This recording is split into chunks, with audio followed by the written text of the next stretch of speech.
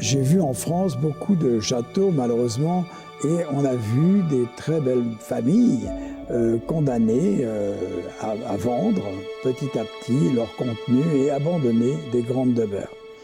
Et au fond, moi, ce qui m'a fasciné, c'est d'en prendre une en mauvais état et de lui redonner toute sa splendeur d'antan. Donc, je suis décorateur et j'ai deux activités en tant que décorateur. D'une part, les résidences privées et puis les lieux publics. J'ai fait énormément de lieux publics dans le monde, très connus, à Paris beaucoup. Tous ces travaux m'ont poussé à acquérir un lieu qui, pour moi, représentait l'image de la France. Alors, le Champ de Bataille s'y prêtait admirablement.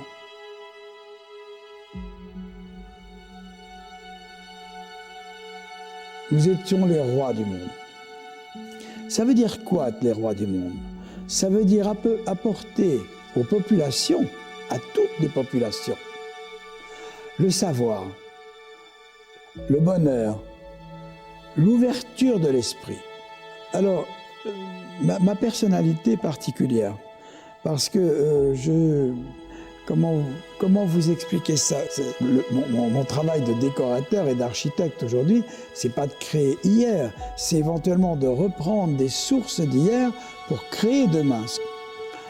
Et j'essaie de pousser les gens à rajouter de l'Antiquité, parce que c'est simplement de la connaissance, et que c'est encore une fois une vibration de notre corps qui nous fait aller vers quelque chose qui n'est pas une actualité, qui est quelque chose dans l'intemporalité.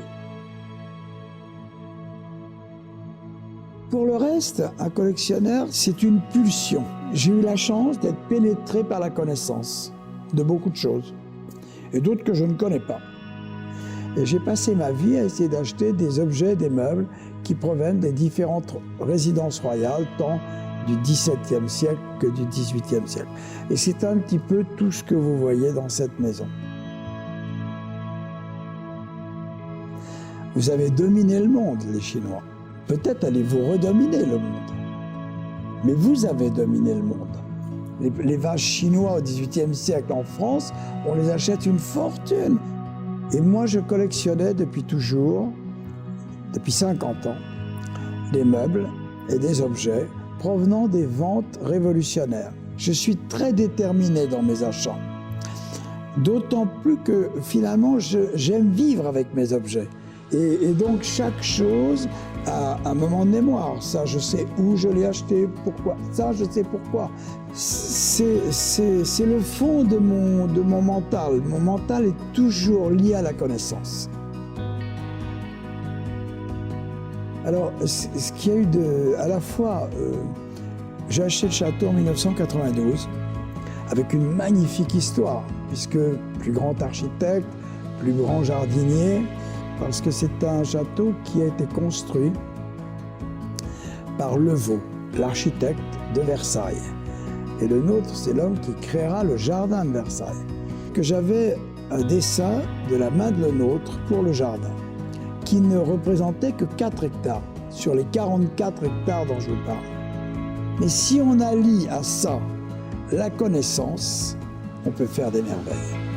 Et qui pour les 20 hectares qui suivent, et en l'occurrence une création de ma part, qui part de l'idée du XVIIe siècle, bien évidemment, et du rapport des espaces qui était très cher à le nôtre, tout en créant là un jardin contemporain. Je précise que Champ de Bataille, aujourd'hui, c'est le plus grand jardin privé d'Europe. Si on accepte Versailles, etc. Mais évidemment, il n'existait plus, car quand j'ai acheté la maison, elle avait été transformée en hôpital public. Cette pièce elle avait la chance d'avoir conservé son décor pour partie. Il lui restait là les boiseries, enfin les dessus de porte, les murs n'avaient plus de tissu, bien sûr, et la corniche était existante. Après ça, il y avait un inventaire révolutionnaire qui décrivait le tissu des murs, qui évidemment n'était plus là. Et il disait de taffetas vert céladon, entouré d'une bordure, d'une large bordure de soie brodée à fleurs. J'ai choisi cette bordure parce qu'elle avait les couleurs du tapis que vous voyez là, qui date du XVIIIe siècle et que j'avais déjà. J'ai coordonné la bordure au tapis, et pas le contraire.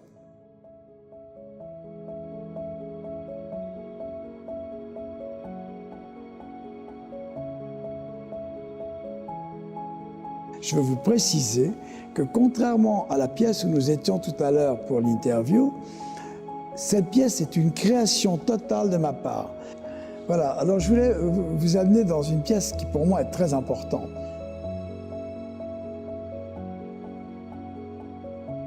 Parce que j'ai toujours eu le fantasme de cette vie au tout début du XVIIe siècle, enfin au début du règne de Louis XIV, voire la fin du règne de Louis XIII.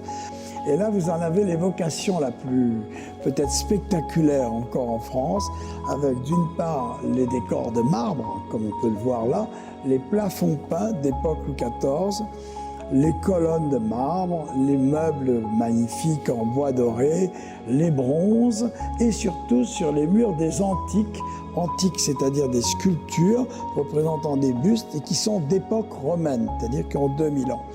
Les sols datent du XVIIe siècle, mais n'étaient pas là, je les ai rapportés. Les boiseries de la même manière, et les plafonds également viennent d'hôtels particuliers à Paris du XVIIe siècle, dont ils ont été démontés et que j'ai replacés dans cette pièce. Il faut savoir qu'au XVIIe siècle, très riche en France, c'était posséder des antiques, tout comme dans toute l'Europe. Ça s'appelle le fantasme le plus total, le goût de l'éphémère extravagant. Et je pense que cette pièce évoque évidemment tout à fait ce type.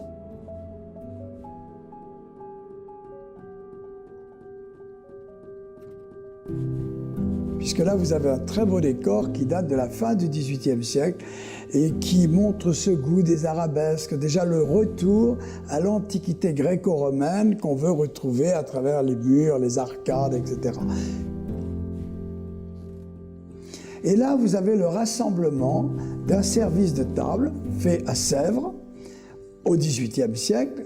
Le service est commandé en 72 par Louis XV et il continuera à se servir de ce service Louis XVI jusqu'en 1783. À partir de là, on changera de service.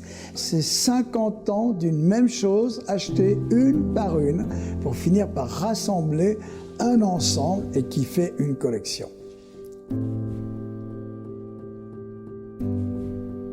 Mais ce qui m'intéressait, c'est de vous montrer un dressage de table, comme on le faisait au XVIIIe siècle en France.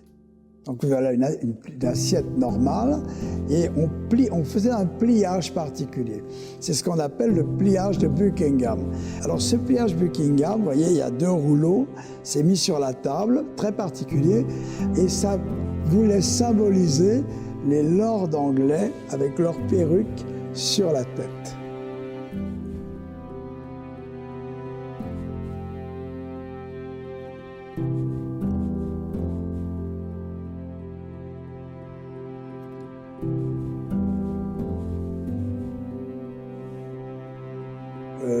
Je suis passionné par la lecture, bien évidemment, mais j'avais un père qui était bibliophile, donc passionné de livres et surtout de livres avec des ex-libris et des choses un peu importantes.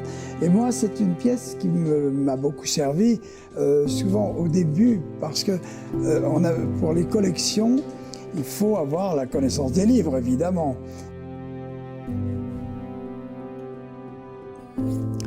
Il dit: qui n'a pas connu la fin du XVIIIe siècle n'a pas connu la douceur de vivre. Parce que pourquoi des gens ont possédé des choses comme ça? À la limite, quand il y avait beaucoup de misère, tu as envie de dire, peut-être c'est ça qui a coupé ces gens, finalement, du peuple, si on peut dire. Et ce que j'ai voulu faire ici, c'est évoquer cette chose qui a peut-être amené la Révolution. Et moi, au fond, je me suis amusé à vouloir reconstituer ça. Même s'il se trompe, c'est mieux de se tromper que de jamais risquer.